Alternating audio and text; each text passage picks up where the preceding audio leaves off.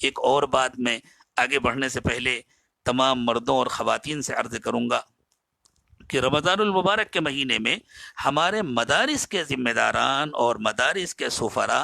ملک کے مختلف علاقوں میں سفر کرتے تھے آپ کی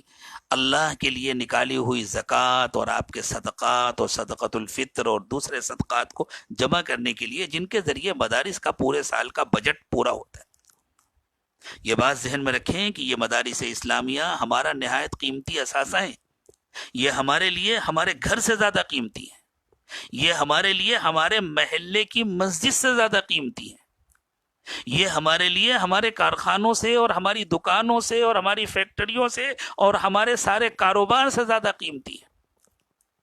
اس لیے کہ اگر مدارس نہ رہے خدا نہ خواستہ تو مسجدوں میں امام کہاں سے آئیں گے،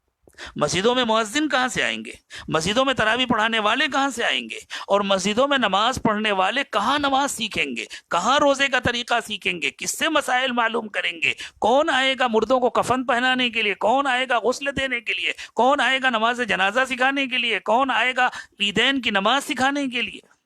یہ مدارس ہماری ریڑھ کی ہڈی ہیں، یہ مدارس ہمارے اسلامی وجود کی بنیاد ہیں۔ اس لیے اگرچہ اس رمضان المبارک میں سفراء سفر نہیں کر سکیں گے، لیکن ہمیں اپنی ذمہ داری سمجھ کر،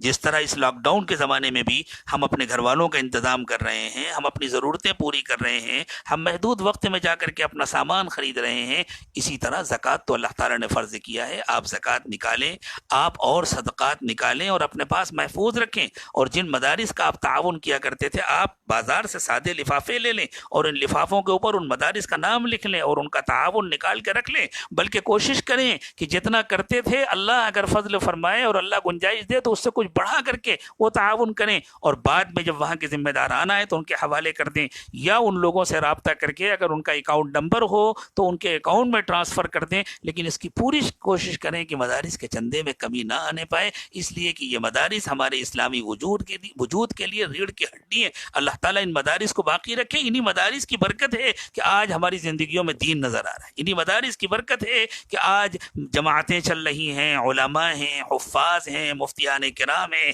مسجدیں آباد ہیں، مسجدوں میں ائمہ ہیں، مدرسین ہیں، یہ انہی مدارس اسلامیہ کی برکت ہے۔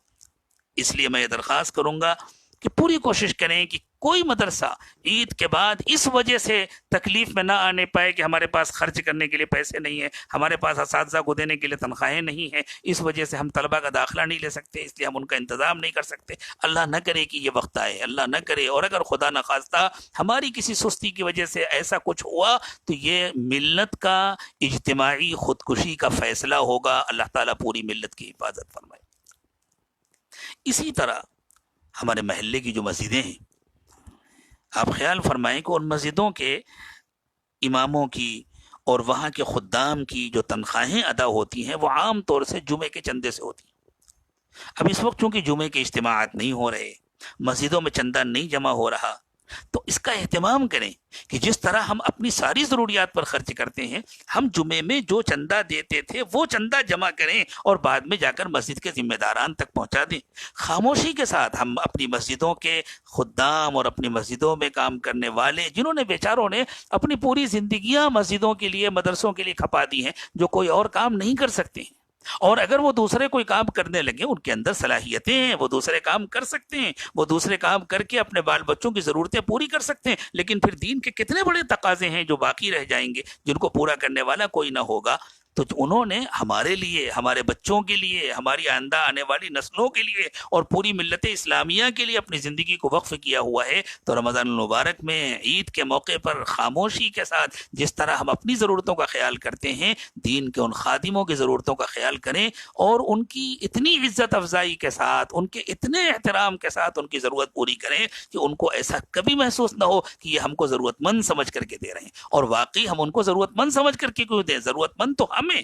ضرورت تو ہماری پوری ہو رہی ہے، ان کے ذریعے سے اللہ تعالیٰ ہماری اور ہمارے نسلوں کی دینی ضرورتیں پوری کر رہے ہیں، اس لیے ہم ضرورت مند ہیں کہ ہم ان کو، اگر ہم کسی ڈاکٹر کو فیس دیتے ہیں تو ڈاکٹر کو صدقہ سمجھ کر نہیں دیتے، اپنی ضرورت سمجھ کر کے دیتے ہیں کہ ڈاکٹر ہماری خاطر بیٹھا ہے۔ کسی وکیل سے ہم مشورہ لیتے ہیں، اس کو فیس دیتے ہیں تو اپنی ضرورت سمجھ کے دیتے ہیں کہ بھائی یہ وکیل صاحب بیٹھے ہوئے ہیں ہم کو مشورہ دینے کے لیے، ہم کو قانون بتلا رہے ہیں۔ اسی طرح یہ جو دین کے خدام ہیں یہ ضرورت مند نہیں ہے کہ ہم ان کی مدد کریں، ہم ضرورت مند ہیں کہ ہم ان کی خدمت کریں تاکہ وہ دل جمعی کے ساتھ دین کی خدمت میں لگے رہیں۔